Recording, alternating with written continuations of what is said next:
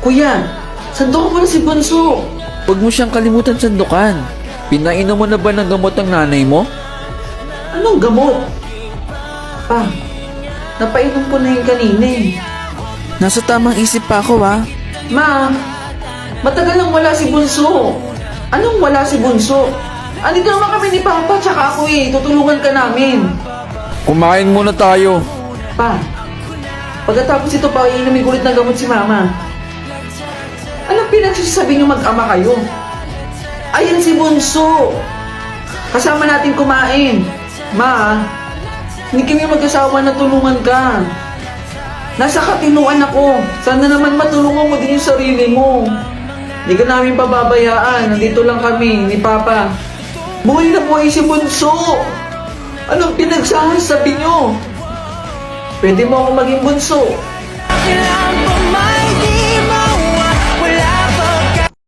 Asa na ba kasi yun?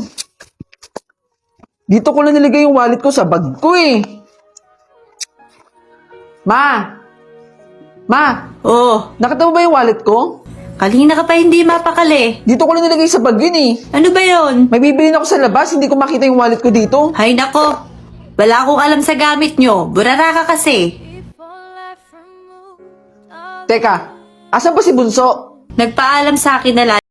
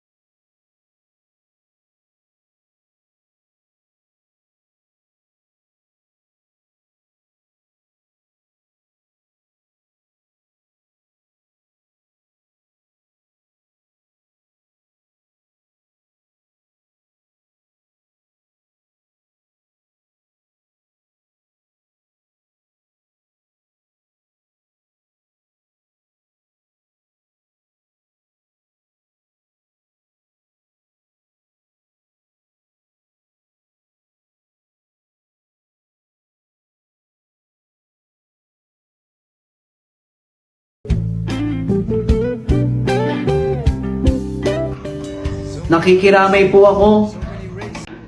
Different voices, different choice. Ate, sino yung batang yun? Bakit parang ngayon ko lang nakita yun?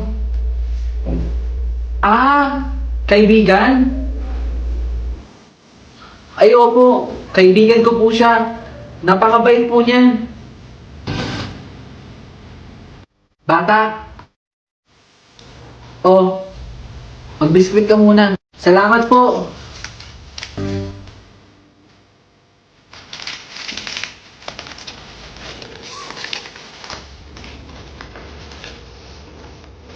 Saan po dito yung tubig? Ah, dyan, sa tabi. May tubig dyan. Kukuha ka na lang doon. Ay, sige po. Kuha na lang po ako ng tubig.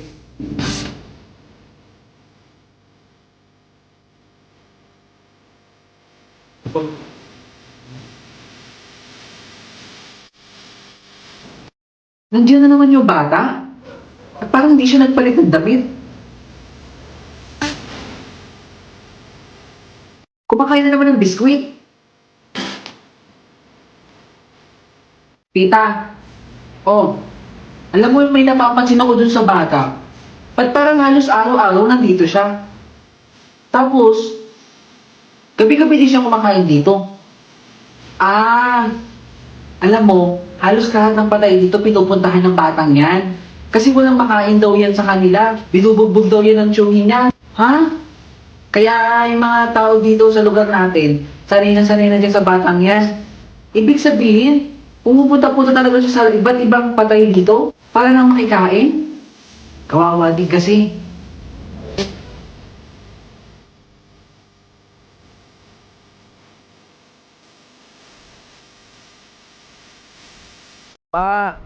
Anong oras na po? Alas 6 na, anak. 6 a.m.? 6 a.m.? Oo, naku po, 6 a.m. 6:30 a.m. yung alis ng bus, ma. Iiwanan na nila ako. Anong bus? Ma, bakit di mo naman ako ginising? Bakit? May sinabi ka ba? Di ba sinabi ko po sa inyo na may alis po kami? Ha? Ngayon ba yun? Mama naman eh. Teka, anong gagawin ko? Teka, asan ba yung gamit ko? Maligo ka na! Bilisan mo kumilos! Di na muna ako maliligo. Ayusin ko muna yung gamit ko. Ditik kang bata ka talaga. Hello?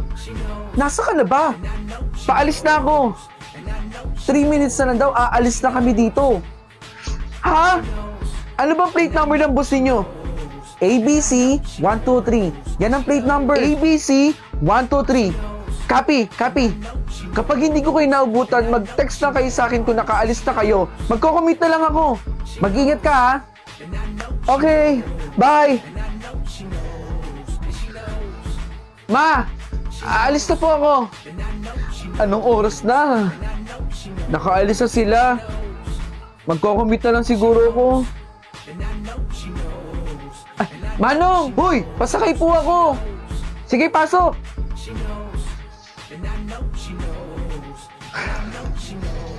Saan ka ba? Diyan lang ako sa may kanto, Manong. Teka, magbabayad po ako. Diyan lang pala eh. Kamlas-malasa naman. Naiwan ko pa yung wallet ko. Manong, pwede po bang balik tayo doon? Oh, bakit? Naiwan ko po yung wallet ko pambayad sa inyo eh. Malas talaga. O sige, basta doble bayad ha. Sige po. Tara. Kakainis naman. Ano ba 'to nangyayari sa akin? Kakainis. Naiwan ko pa yung wallet ko. Ma! Nasaan ba yung wallet ko dito? Nandito lang yun eh. Oh, di hanapin mo dyan yung wallet mo. Kagabi ka pa dyan nakatambay. Hindi mo inayos.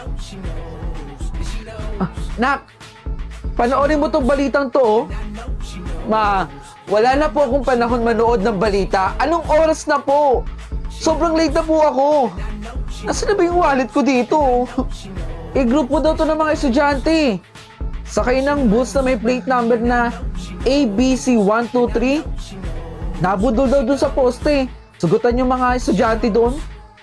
ABC 123. Ayun oh. Na-aksidente. Kawawa naman ang mga estudyanteng to. Ay, ikaw mag-iingat ka ha.